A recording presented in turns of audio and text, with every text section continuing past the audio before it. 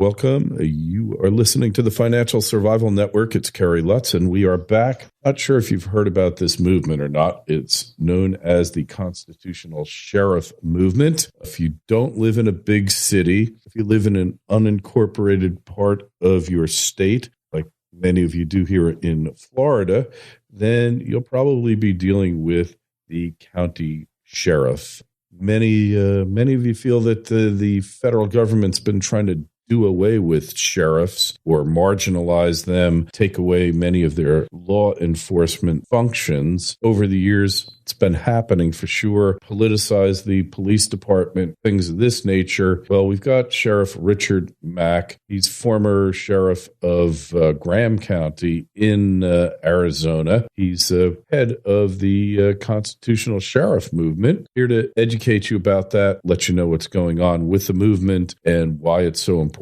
for you and your family to be involved in this. Sheriff Mack, welcome to the show. Well, thanks. Appreciate being on. It's amazing the way that law enforcement in the United States has evolved, if you want to call it that. Yeah, that's a word I use all the time. Yeah, originally the sheriff was the law. He was the most important government official. And there was no she, let's face it. There were no female sheriffs in the country. The sheriff was the most important government official and the official that you were most likely to deal with for a variety of factors in your day-to-day existence. Now, of course, things have moved along in many states and in large metropolitan areas. The functions of the sheriff have evolved to enforcing judgments, handling evictions. They've really shifted from law enforcement. In New Jersey, for instance, sheriff really doesn't do much law enforcement at all. In some states, they run the jails. Depends. Mainly rural counties. In New York State, they've kept their classical duties. Tell us about this constitutional sheriff movement, what that's about. Well, I do go through the history of the sheriff, a little bit of what you mentioned, and I've gone through this evolution. In most states, I would say at least about 42, maybe 43 states, the sheriff still is the head of law enforcement for the county. And he does do the other errands for the court. He does these other duties as far as serving court papers, eviction notices. And if someone is ever involved in a civil lawsuit and you win and the other person refuses to pay, then he will go and take property from that person and sell it and then give it to the person who won in court. So he has a variety of assignments, and I did them all. I ran the jail. We served the papers for the courts. We did all law enforcement activities throughout as you alluded to earlier, the non-incorporated parts of the county. City police handled all of that within the city. However, the sheriff still has concurrent jurisdiction, and the people in the city still elect him because there is a bunch of stuff he does still within and for people within the city limit, as I mentioned. The chief of police does not serve papers, and he does not serve normally orders of the court. And he's not usually the tax collector for the county, and that is another job that I had and didn't like a lot of those. But if someone is murdered and it's in the non-incorporated parts of the county, the sheriff's office handles it. And we will work with other agencies, state, local, sometimes federal, even though my organization has as a theme, if not a motto, that we will stand against the incursions and crimes committed by the IRS or other federal agencies. There is no sheriff in this country that has any kind of obligation whatsoever to go along with federal bureaucrats who break the law or violate rights of citizens within his county. Madison and Jefferson said over 2 centuries ago that the states are duty-bound to be checks and balances against the government agencies, and they mentioned the federal government in particular, and to prevent the federal government from victimizing, that's a quote, victimizing their citizens. So it is a huge job. He has huge power. And one of the reasons is, first of all, the historical aspect of the office of sheriff. And you're right, he was the number one executive of the county. And they still do today. It's just that a lot of sheriffs in that evolution, a lot of sheriffs have become a little bit ignorant of the power they do have. One of the other key components of the power they have is that they are elected by, for, and of the people. And therein lies their real power because they report directly to the power source. It is a huge position. It has always been that he has been the keeper of the peace. That is what he is today, the keeper of the peace, the protector of the people. And for any of these sheriffs, I'm going to say this again, for any sheriff or any other law enforcement officer that says they have no authority to stand against the crimes of the IRS or other federal agencies is just ridiculous and absurd and just a bald-faced untrue on its face. I mean, it's just untrue. It's not reality. And for a sheriff to say, well, a good thing I don't have to get involved in that, but I will recommend a good lawyer for you. The IRS wins either way. If you have to go fight them in court and hire a lawyer for the next 10 years, 15 years, 20 years, which is not uncommon with them, to fight people that long, they completely destroy you. And the IRS has as a motto, if you don't do what we say, we will destroy you. We will ruin you. All of that has got to stop. That should not exist in America. I totally agree with you there. So, Sheriff Mack, if the IRS came looking for one of your constituents, and that's what they in fact were, because they elected you, and they wanted to raid somebody's business or whatever, would you render them any aid? No. In fact, I would do just the opposite. I would say, hey, what are you doing here? Let me see your papers. Let me see probable cause. Let me see your due process. Let me see your duly signed warrants. And let me see this. Where did you get jurisdiction? And if they don't have proper jurisdiction in these matters, and if they did anything illegal to get to that point, then not only am I not going to assist, I'm going to stand in the way. I'm going to interpose, and that's another word that Jefferson and Madison used, interpose our power to prevent the people from being victimized. And this is one of the greatest checks and balances that is established within our Constitution and the 10th Amendment, I might add. The enforcement of state sovereignty is really the last solution we have left to stop this monstrous Goliath out-of-control government from Washington, D.C. that we have destroying our Constitution and destroying our liberties today. And people say there's nothing we can do about it. That is true. There is nothing you can do about it in Washington, D.C. Congress will not stop the IRS. The president will not stop the IRS. Lois Lerner or anybody else, director of the IRS, are not going to rein this rogue Gestapo-like agency in. So how do we do it? Let me ask you a question. We must do it in our counties and states. If Lois Lerner, and you were still sheriff in Graham County, if Lois Lerner paid a visit to your county, would you lock her up? Well, I would. In the sense that I would have to first investigate and prove that she'd actually done something to somebody in my county. And so primarily I would conduct a proper investigation. If anyone had been abused, like many that testified before Congress, that these Tea Party groups and others who had been abused by not only the IRS, but the IRS had complicity right, from the FBI.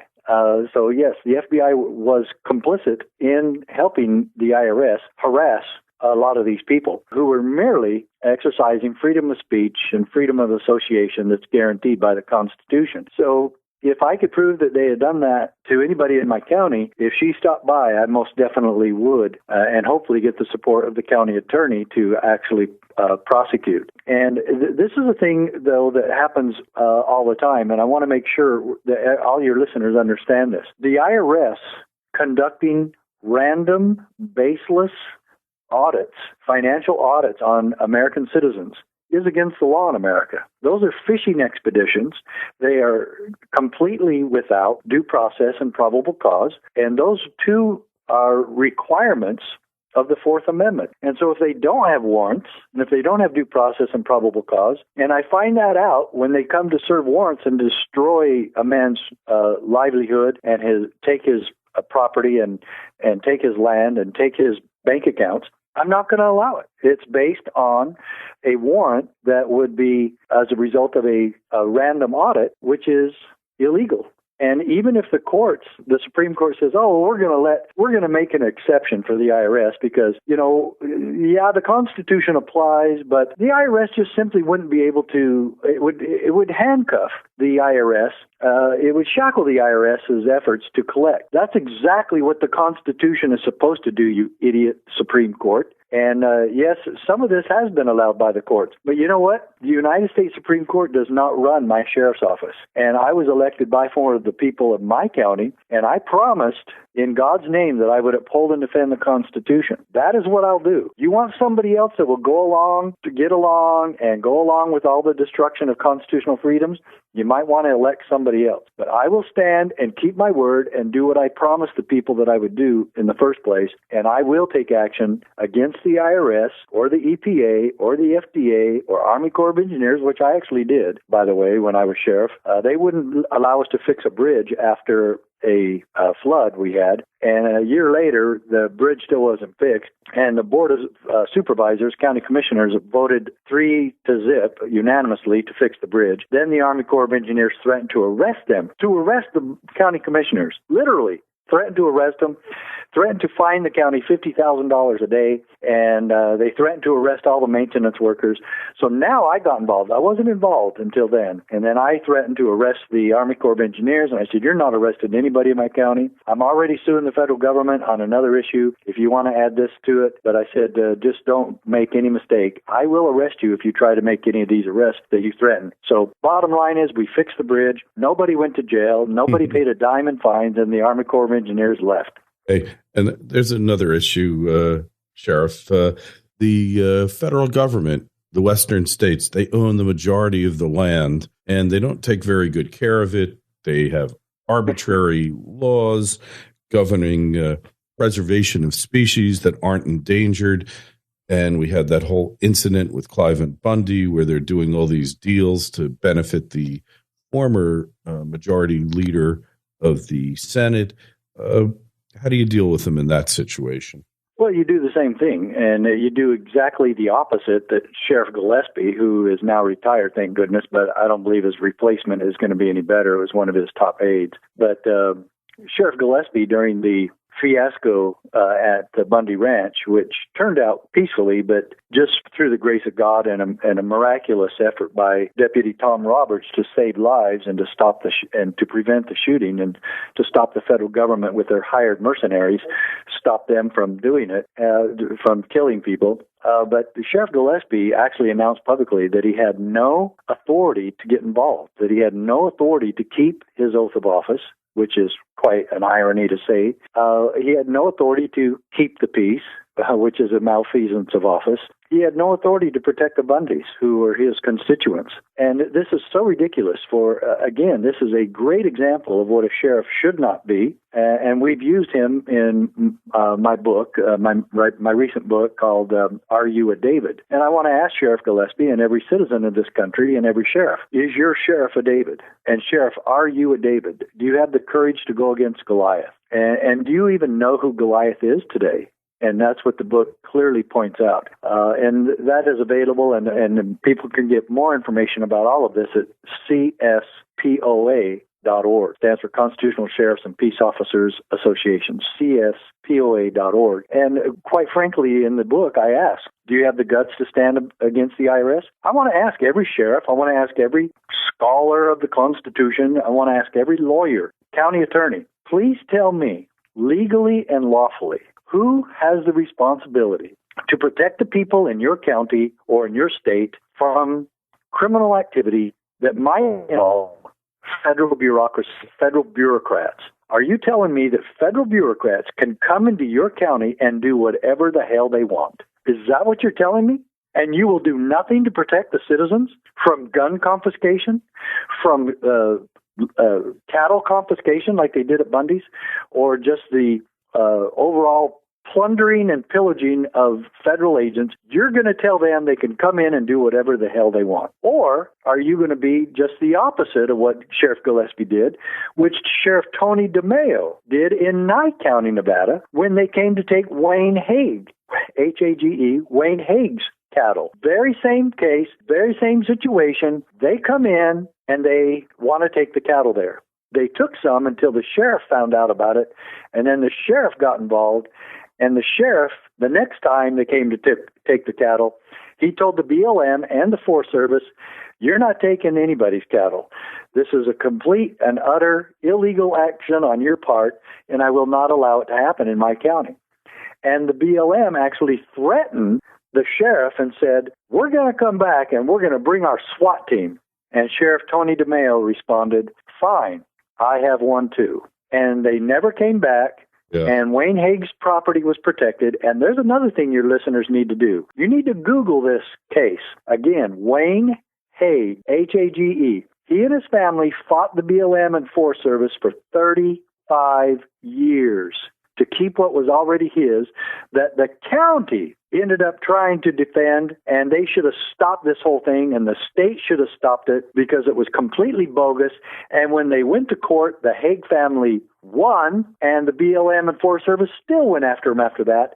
And Judge Robert Jones, federal district judge, told the BLM that they committed all sorts of crimes, including racketeering and criminal conspiracy to destroy the land rights and water rights of the Hague family. This battle went on so long that Wayne Hague's first wife died, his second wife died, he died, and his son Wayne Jr. and his daughter Ramona kept the fight alive in their dad's memory. He had to start representing himself because he ran out of money. And this is the thing. It's an unfair battle, no matter how you try to fight for your rights against the IRS or federal agencies, because they have an endless supply of money and lawyers. Yeah, we know that's true for sure, Sheriff. But you need to see that case, and it's in my book. I document it in my book, Are You a David? The Wayne Hague case is in there because it is such a telling example of the lawlessness of our own federal government, and that nobody will do anything about it. What do you think is going to be the upshot of Clive and Bundy? They're going to come back for more? I would be really surprised if they didn't. Everybody, the Bundys all think that they're going to sometime. I keep in pretty close touch with Ammon Bundy, that's Cliven's son, and he was on TV quite a bit. And in fact, he was the one. Well, Ammon was the one that was tased and kicking the dog at the same time. And when I grow up, I want to be as tough as that guy. I mean, usually when you're being tased, you fall down and you're not able to kick a dog that's trying to attack you at the same time. But he's actually defending himself against a dog and pulling a taser hook out of his neck. That's impressive. Yeah. And the fact that all those people came to their aid and said enough.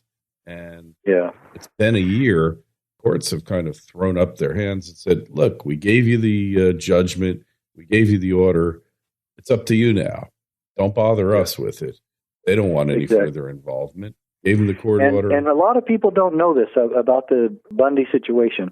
Right when it was the most tense and the protesters were moving in to try to release the cattle out of this makeshift corral that the BLM made. And they made another makeshift corral. BLM also established a free speech zone where citizens could exercise free speech. Literally in America, a free speech zone. And if you didn't stay within the corral to do your free speech stuff, you would be arrested. Yeah. And in fact, David Bundy was arrested and beat up and then released without charges for whatever the federal government wanted to do. But Deputy Tom Roberts, when the order to shoot, or in other words, the order to kill the unarmed protesters, most were unarmed, some were not, but they weren't marching up there with their guns in their hand. They had them on their hip. But most of them were unarmed, and the order to kill them was given. Deputy Tom Roberts from the Clark County Sheriff's Office put himself in the middle, put himself in the way, literally interposed on behalf of the people, and stood there and told the BLM to stand down and to take their hired guns and leave, and that they didn't want that they were going to be on video for the rest of their lives killing unarmed people. Arrogance. And they backed down. Children. And children, for crying out loud here, Sheriff. Yeah, exactly. How do you reconcile that one? And there would have been plenty of dead BLM people as well. Because the Patriots there had the higher ground. I don't know what they were thinking. This was not well thought out by the government. Not a good place to make a stand. They might have been able to pull it in Waco, where there weren't any cameras and no internet and no tweets, no Facebook. But here, they weren't going to look too good. No, it wasn't. And it was really a very tense and volatile situation that ended peacefully, and we're really grateful for that. And we're really grateful for one deputy standing and actually doing his job and defending these protesters. One man with courage. If it hadn't been for him, people would have been killed. One man with courage is a majority. You know that. Well, Sheriff, know you're going to want to find out more about what the sheriff is doing and get involved. Sheriff, your website, your book, tell us where we connect with you. Again, the best book in the country about the true Goliath today and our solution to stop him, which is peaceful and effective. Are You a David? And just get that at CSP as in Paul, POA, CSPOA, CSPOA.org, CSPOA.org. All right. And as always, you'll find the links to that on the website, financialsurvivalnetwork.com. Make sure you sign up for our free webinars coming up, as well as the newsletter. Got so much going on. And make sure you take a look at that website while you're at it. We've got articles dealing exactly with what the sheriff has been talking about. And Sheriff Mack, you're a real patriot. And thanks so much for standing up when so many others have shut up. And we'll definitely be talking with you again. Appreciate it. Thanks a lot. Really appreciate it, Gary. Thanks much.